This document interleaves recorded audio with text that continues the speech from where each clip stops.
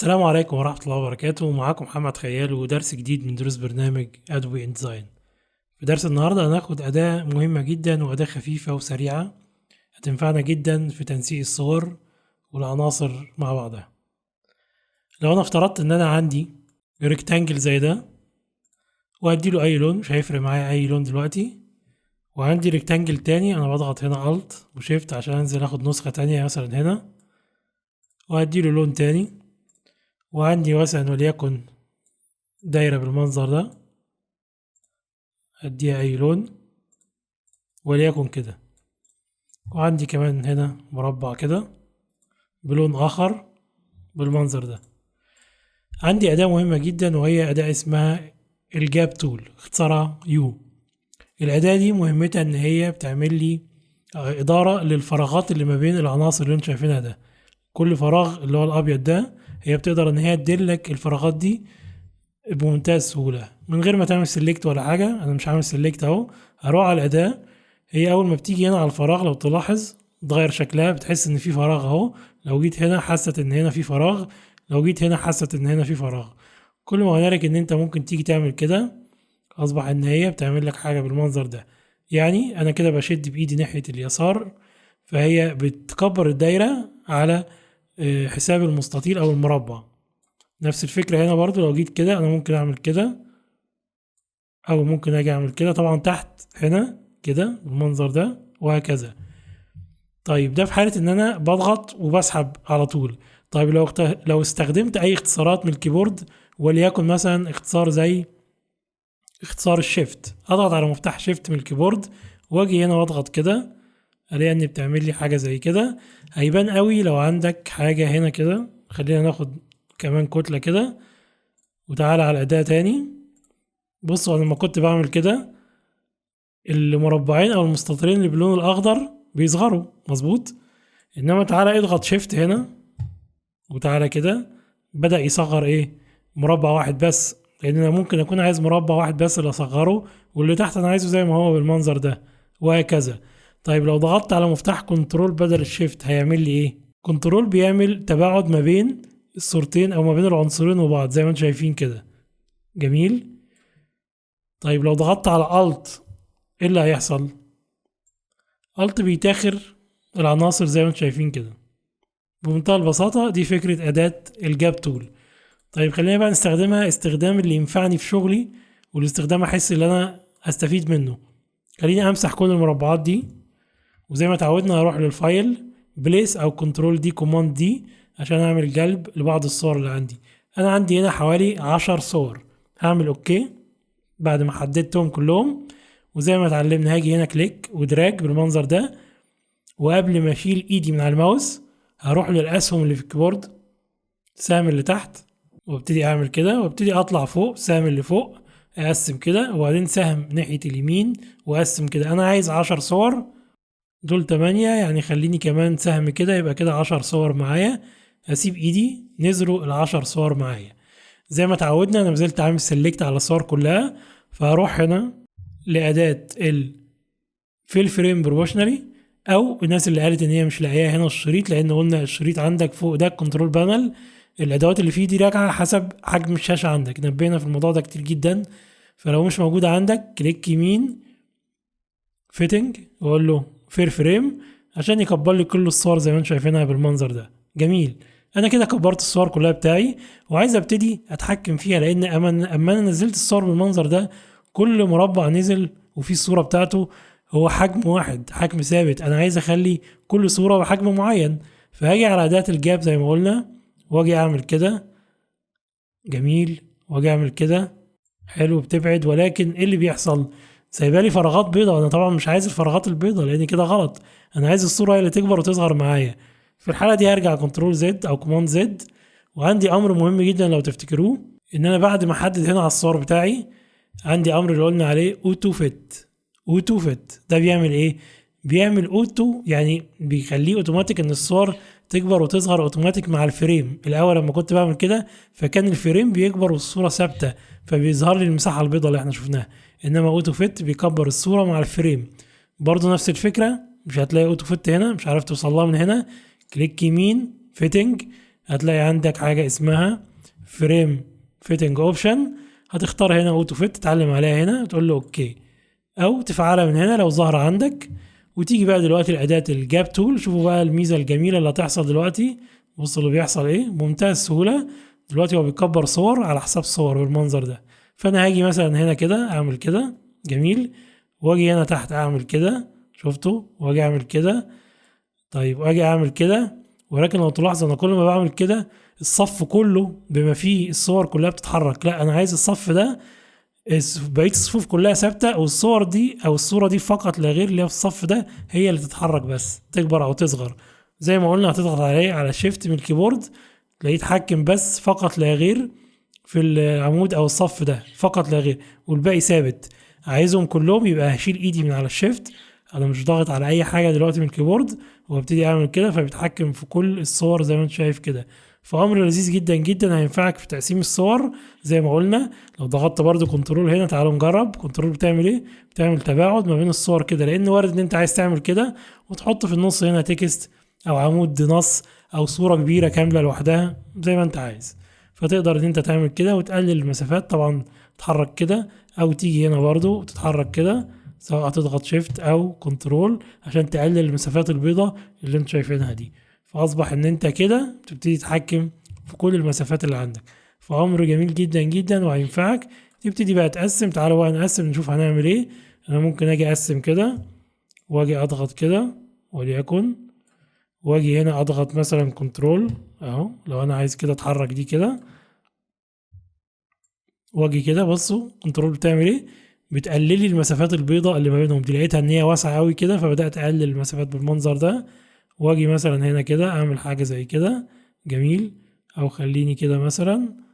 تبتدي بقى تتحكم. وطبعا زي ما قلنا بعد ما خلصت انت ممكن بمنتهى السهوله تجيب اي اداه انت عايزها. انت عايز تظهر مثلا الصوره دي كلها رغم ان هي باينه كلها لان انا كنت عامل في الفريم بروبوشنالي، ولكن عايز تظهر مثلا دي لان دي فيها زياده تحت اهي، فتبتدي تتحرك عادي جدا وتتحكم في اي صوره بشكل طبيعي جدا جدا جدا، مفيش اي مشكله.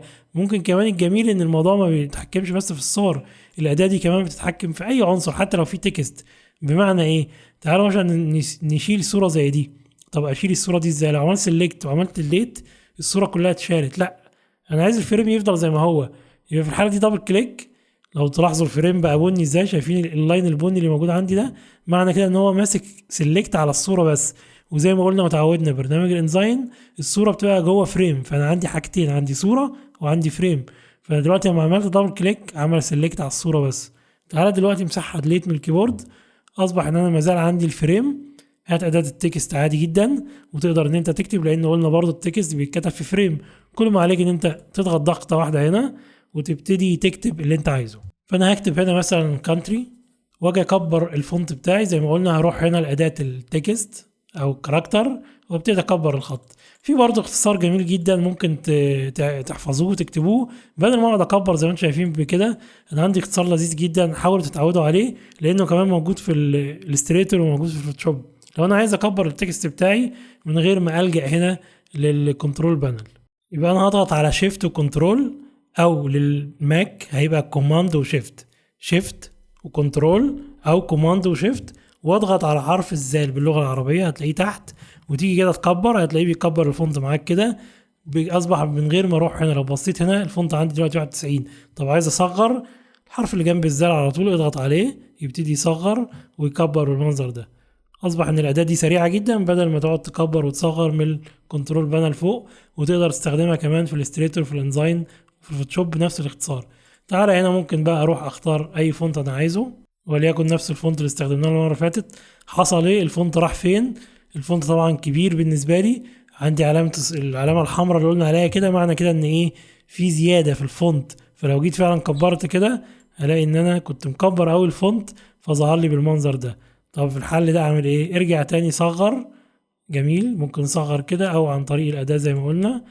وتعالى ارجع تاني صغر الكتلة بتاعتك وليكن مثلا كده اهو.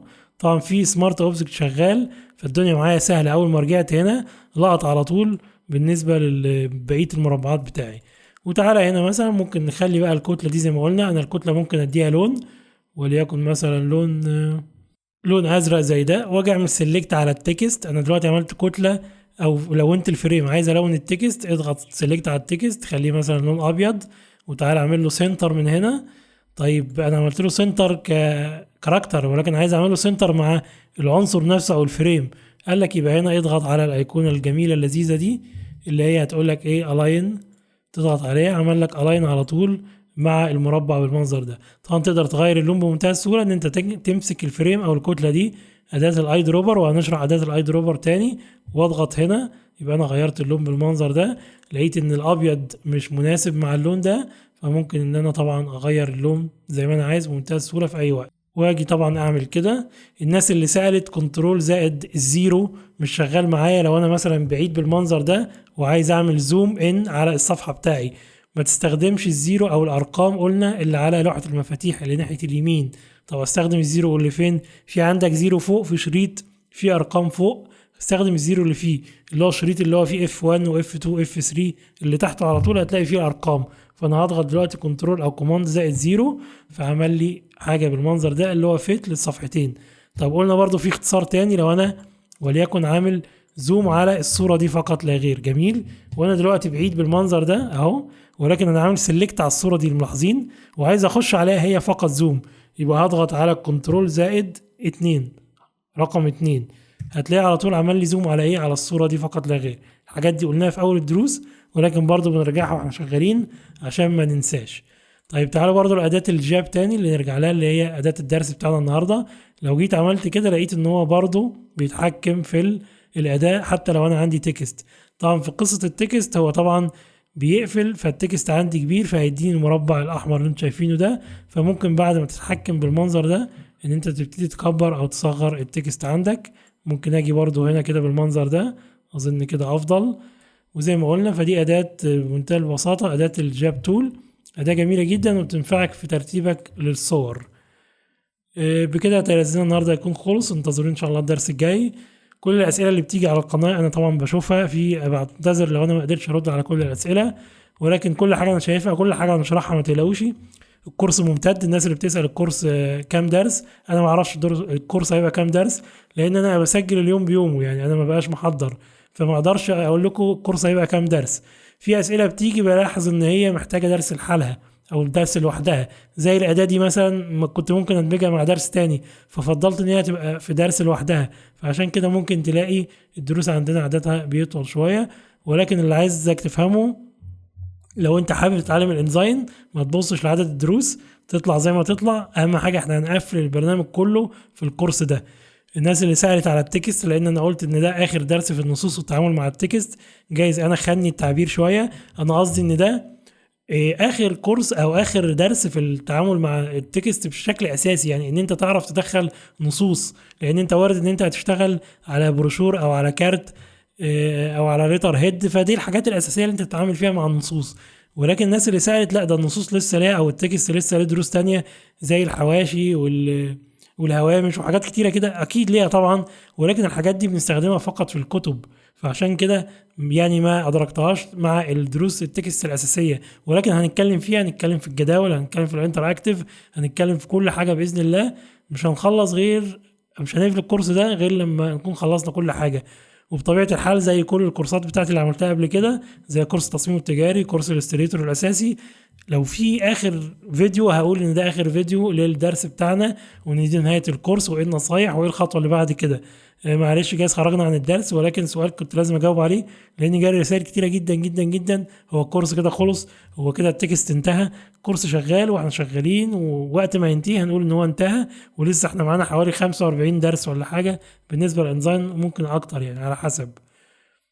انتظروا ان شاء الله في الدرس الجاي، هنتكلم فيه برضه عن اللينك، هيبقى درس ممتع جدا.